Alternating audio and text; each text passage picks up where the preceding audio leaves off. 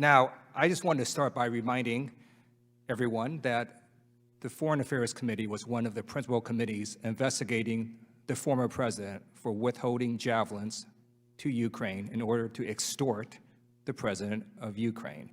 Every Republican member on this committee last term refused to hold the former president accountable.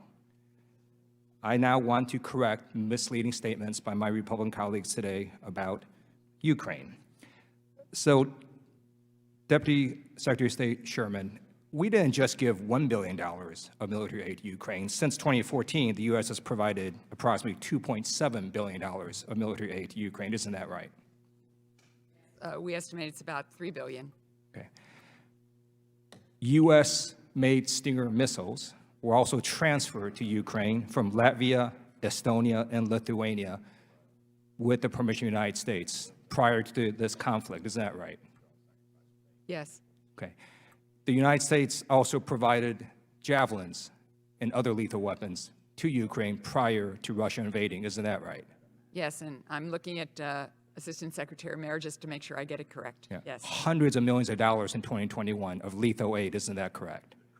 Okay. And then in January, the United States followed up again with 90 tons of military aid, including lethal weapons, to Ukraine. Isn't that correct? Yes.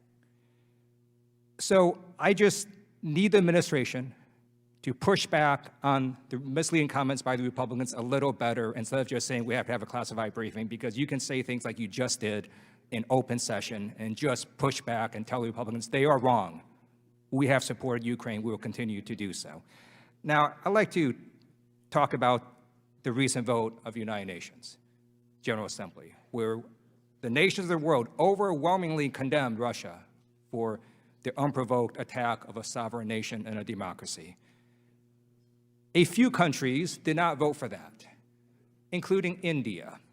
India, a country that is a democracy, that wants to be respected on the world stage, did not vote for that resolution. And what did they get in exchange? Russia gave India 6 hours to get Indian residents evacuated out of Ukraine. 6 hours. That's what India got in exchange. That is a slap in the face to India. And if India wants to be taken seriously on the world stage, if they want to be part of the family of democracies, they need to condemn Russia. It's not very hard to do. It's not like we're asking India to even sanction Russia, just condemn them. So I want to ask you, Deputy Secretary of State Sherman, what kind of pressure can we put on India to do the right thing and be on the right side of history?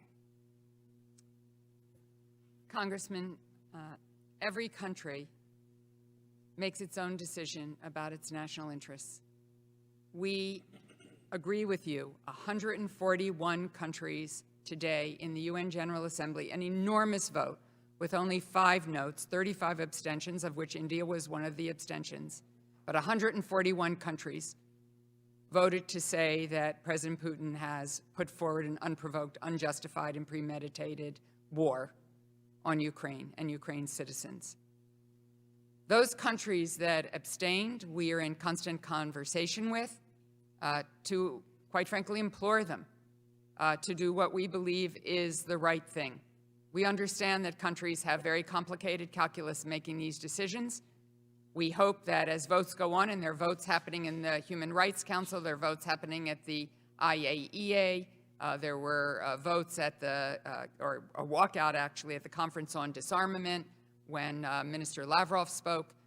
So we hope as this goes on that every country will understand that this is naked aggression, that this is a president who is acting with impunity to take away the sovereignty and the territorial integrity of a country and its right to make its own choices, and to understand that if Putin can come for Ukraine, then authoritarian leaders everywhere can come for you. Thank you. I yield back.